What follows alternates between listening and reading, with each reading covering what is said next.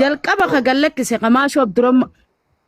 qamaashoof durummaan jau kanaatu jalqaba sirba yuutuuba kiyyarraa buusee fe'ate qasaat irratti jalqaba gizee fe'atu ani gallakkisee jechuu osoo daqiiqa 20 guutin fe'an qawanni irratti fe'ame sirbichi laal an gallakkisee daqiiqa 20 osoo hin gahin qamaashoof durummaan maqaa maashoof durummaan hin banate kanaatu fe'ateen je sirba yuutuuba kiyyarraa buuseeti داونلود godhateeti qasaat irra fe'ate qaxxita gizee fe'atu kallattiin maashoo irra bilbilaan silki maashoo oo yuutuuba maqaa keetiin namni banate ni jira hin jeen maashoodhaan jannaan mucaa tokko banateen mucaa baalagee tokko anuu akkasumatti khiyyana jalaa fe'ate seera ganaa anuu khiyyammaan seera guuchifachaa jira hamma seera guutattu akkasumas godhanii firraatti dhiisii tanaaf abdii muratiin minaan jette maashoon jechuu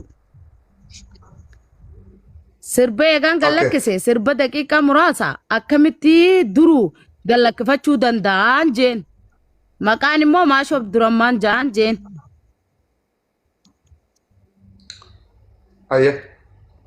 amma xiqqashoo gizee dhaabbannu live irra seeneeti live irra sirratti illee share godhaatiin ture ati akka tasaan nan dubbisne live irra seenne nama 203 na jala ture gizee sanii waliin haasofne daqiiqa muraasa dhaabbadhee gizee na live irra ba'u boontuu Maammadii jijjiire maqaa mucaa san jechuu hatattamaan akka waan dafi maqaa jijjiiri jaaniini maqaa san maashoorraa sabboontuu Maammadii jijjiirratti sabboontu mama wallistu jechuun suuraa tanuma si profaayila irra kaayate.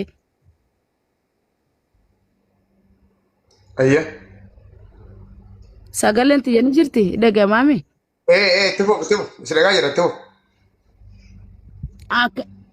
Akkasitti sabboontu Maammadii gizee jijjiiru hayya ajaa'ibee reefu maashoof durummaaniin ture eegaan ani si bilbilee wajjin maashoo kana jee wal dubbisee deebi'ee maqaa jijjiirrachuun saasa mucaa sana ajaa'iba nattee tumaan caalje osoo hooxiqqoo osoo dhaabbatin ammas daabushaa entertainment kaja'uutu gallakkise isatti aanee gallakkise jechuu araarsoo YouTube kajuu gallakkise nama shabaqa nama jaha jechuu laal nama jahanuu sirba maxxanfatan fuudhanii keessaan maal naan jaan na barreessanii ayi deemutti hin jiru kaa warrummaan sirba maxxanfate kun maal naan jaan sirbi kee deemutti hin jiru kaa maaliif hin deemnee sirbi kee asirratti hoggu takka aboo sirba kiyya warri buustanii fi akka hoggu takka jalqaba irratti ka sirbicha maxxanse eenyuun hangetti abbaa yuutuba kamiiti maal jee maqaan isaa maashoof durummaan ka jau maashoof durummaan ja jalqaba irratti maxxanse achumanneeki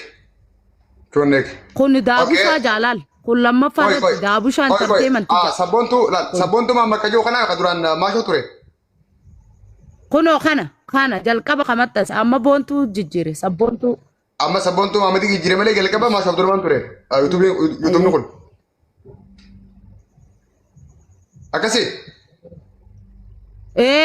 hogguun haasoyne naafi maashoo waliin haasoyne maqaa kana jijjiire maqaa kana jijjiire kunoo sabboontu Maammadii jechuu amma kana dhiisee osoo nani kana keessaanti barreessee dubbachuu jiru fuudhee akkam godhe dahabushaa entertainment ka jau ammas lammaffaa irratti kanaan maxxanse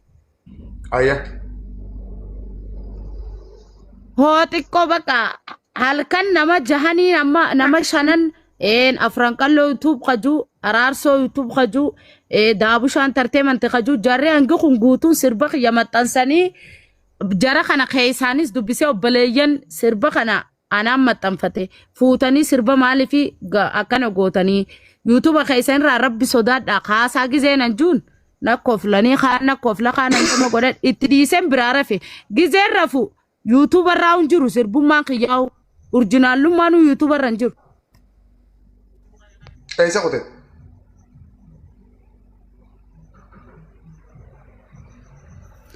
Urjinaalli yuutuuba irra hin jiru hay maaltutu nadda walanii ijoolleen daabo sirba keeni kaaste sa yuutuuba irraa seennee dhabne hinaan jaan. Ayya. Bakka akka nama biran geenye nama duraan laale malee akka biran geenye godhamee jira. copyright report narra godhan jechuudha. Okay.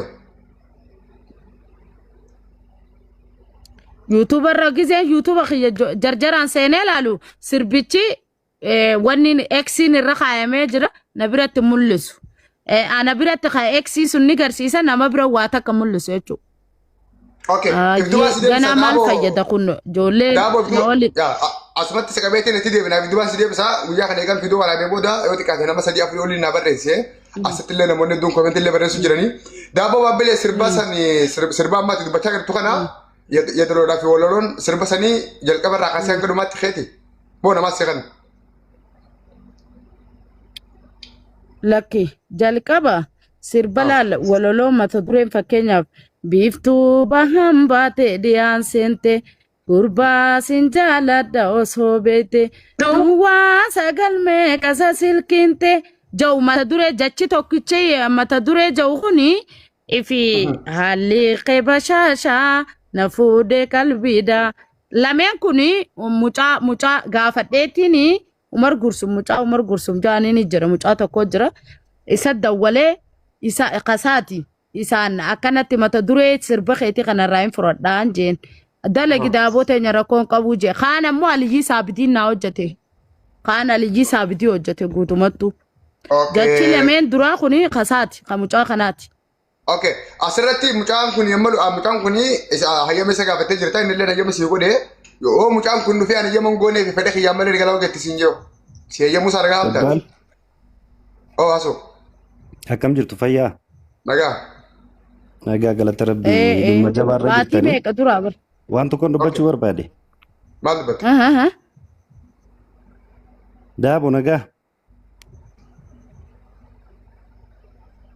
Sagaleen kiyya nagaa ma dabbar. Yeroo maal jetti dubbatu kan bar nu gidduu seente osoo nuti haasaan fitin dura maal jetti hayya dubbatu sin nagaa.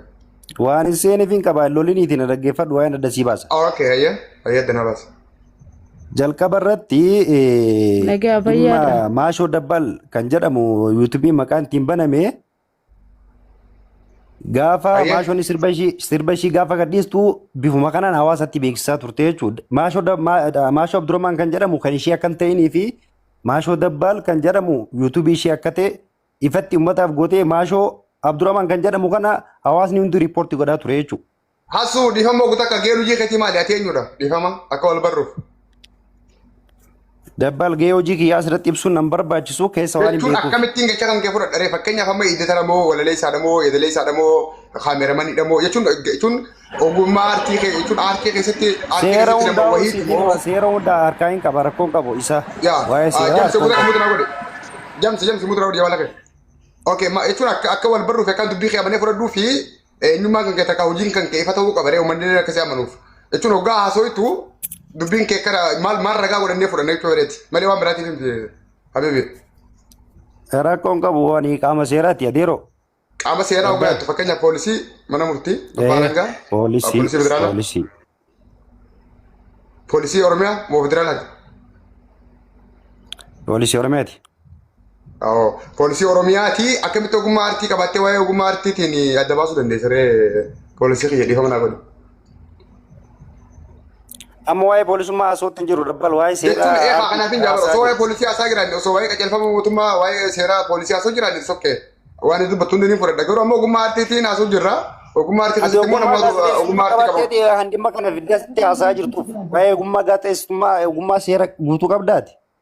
Jechuun akkasii laal biroo goota qola obbo Nasoo kiyya hasin gachaa jiru waa'ee seera yuukuutii fi seera baasuu waa'ee poolisii waa'ee heera mootummaatii fi seera uummataa osoo hin taane waa'ee aartii haasaa jira.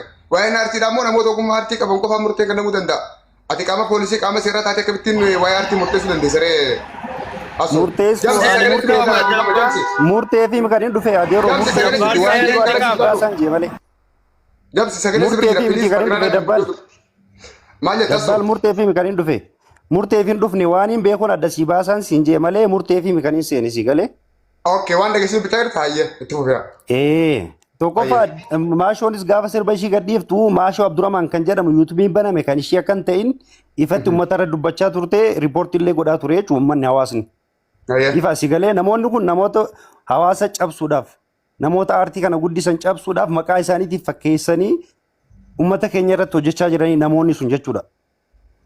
qoratamaa'ee irra ga'uu dadhabuun immoo waan biraa ta'e Maashoo isinillee ne maashoo yeroo sigirti jiru asu maashoo nama dhufu dandeessu komii kana keessa waan jirtu fi maqaa isiitiin YouTube waan jiru fi maashoo dhuftee dubbachuu dandeessi moo dandeessu ifiif mataa isiitiin. maashoo ni dandeessi ifatti maaf hin dandeenye maashoo. Okay maashoo na qunnamsiif ta'a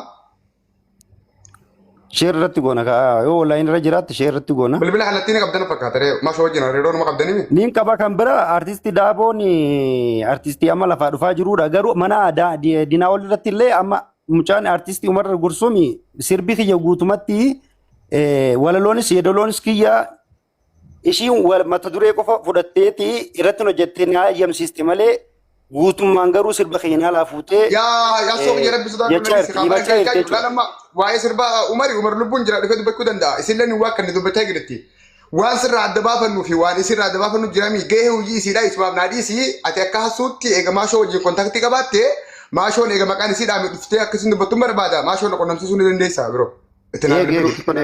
Tikoneek. Okay ayyo akkasittiin si beekalaa kun ogoota kiyya akkana dubbiin akka deemte amma. Maashoo waan lubbuun jirtuuf dhimma isii isummaan fira dhufee dubbachuu dandeessi. Salaam alaikum. Obboleessi keenya eenyu gursuun keettanoo yoo sirba isaa irratti komii qabaate sheeritti godhaa bilbila yaama waan dubbatu yoo qabaate uummata wajjin isaa wal baru yaama haa dhufu inni illee rakkoota kan jiru. Eenyuun sagalee isaa uummata dhageessisuudhaaf qophiidha rakkoota kan qabdu asirratti. Kasila artisti Daaboo immoo Daaboo kallattiin gaafanna waan isin waaqattuuf waan isin amantu laallee waan isin fudhatte salaam alaikum. Waan isin waaqatte immoo qaama silaa isin wajjin wal mormuu dandeessu isiidhaaf dhiyeessina waltajjiin kana dhufanii wal mormanii kun rakkoota kan leewun qabu.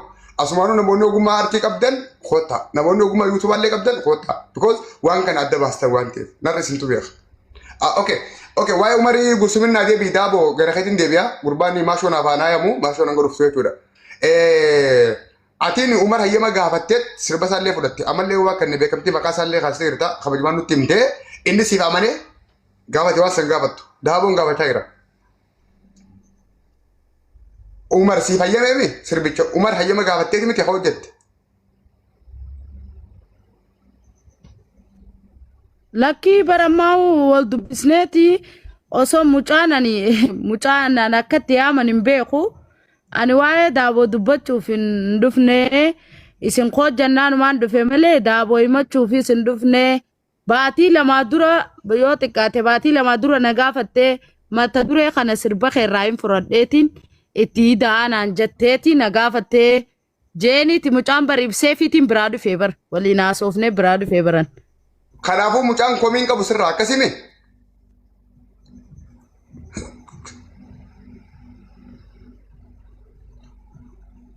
Okay mucaan si fayyamee jira mucaan komii sirraa hin qabu akkasimi uummata keenya kana walii galle amma asirratti sirba hin hanne jechuudha. Dhagama dabbaan. Ni dhagama mucaan si hayyamee miti sirba isaatti osoo hin taane hayyamee isa gaafattee daleete isaa. Ara lakkee an sirba maal isa gaafadheeti malee an sirba namaa wujin narraa dhume hin hojjedha osoo abbaan hayyamsiisne saanuu mata duree qofa kana lijii saabi jechaan lameen siin jee qofa kaniin isaa gaafadhe malee kana lijii saabidii hojjete guututtuu bar. Fayyaate okay asirratti amma warri hattu jettanii fi warri nuu jettanii Umar Gursum lubbuun jira itti bilbilaa sheeritti godha yaama yoo inni hayyama kiyyaa malee hojjette jee isiin hattuudha. Akkama isin nungetetti hayyama isaatiin hin hojjedheette waan ta'eef isin hannanne sirba obboleessa isiitu isiidhaaf kanneen hojjechuudhaaf mirga qabdi seera takka immoo heera ogummaa aartiillee hin cabsine jechuudha asirratti. Kana galamurree fudhachuu qabna. Osuma Daabollee jibbinuu dhugaa kana fudhachuu qabna because eega inni isiidhaaf hayyame eega inni anaatu hayyameef jee sirbuudhaaf hayyama qabdi. Maashoo Daaboo jibbita jibbu waan biraa irratti kanarratti immoo jibbuu hin dandeessu sababni isaa dhugaan lafa jira waan ta'eef kan asii cufnee bira dabarraa amma. Haaya Daaboo atin si deebisa gara maashoo Abdurrahmaanitti maashoo dhugumaan maashoo Abdurrahmaan sirba kan hattee yuutuuba sirra kaayyatte moo namoota biraatu feek akkaawuntii banatee maqaa maashootiin sirba kan kaayate bakka kana uummata adda baasa. Laal kallattiidhaan hogguun ani yuutuubar maashoo Abdurrahmaan jedhu irratti sirba arkee isiifin dawwaleen jeebar laal maashoo bilbileetiin maashoo maashoo Abdurrahmaan yuutuubni juusuni ka'eenyuutii jeetiin gaafadheen jean gizeen gaafadhu namaatutu maqaa kiyyaan banatee maqaa kiyyaan namni banatee Daaboo teenyaa mucaan sunanii sirba kiyyaara kaniin gallakkise akkuma keetii sunitti na jalaa fuudhee gallakkifatee animmoo amma anuu seera guutuuttiin jira seera guutee gizeen guutee booda guuttadhee booda ifii fabbichi sun itti qaanfataa. Sammucaan maqaa kiyyaan banatee jettee natti himteen jeebar. Ayye, thank you. Mucaa inni immoo keessaanuu na barreessaa ture.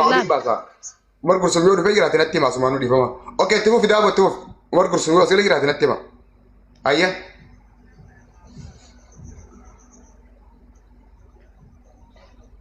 Okay, itti fufi. Akkasitti. Kanaafuu akkasii jechuun kiyya gaa sani maashoo yuutumni kiyya baluuti jaa maashoo dabbaal jaa kasiitii miti yuutumni garuu nama banateen san ni beektiidhaan amma yaadni kiyya maashoon ni beekti nama san yoo beekuu baatte eegaan ani si bilbilee naaf isii waliin dubbanneen booda maqaa si jijjiiree bar maqaa kiyya dafii kaase akka waan jaameeni boontuu Maammadii kaja'u sabboontuu Maammadii jijjiiree bar gurbaan.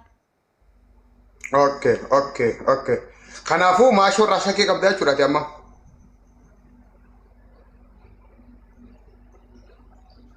Gurbaa sani gurbaa YouTube si maqaa siitiin godhate sun ni beektiin qaba maashoon ni beektii. Okay, kanaafuu maashoon dhuftee akkasii si dhiyaatu barbaadda?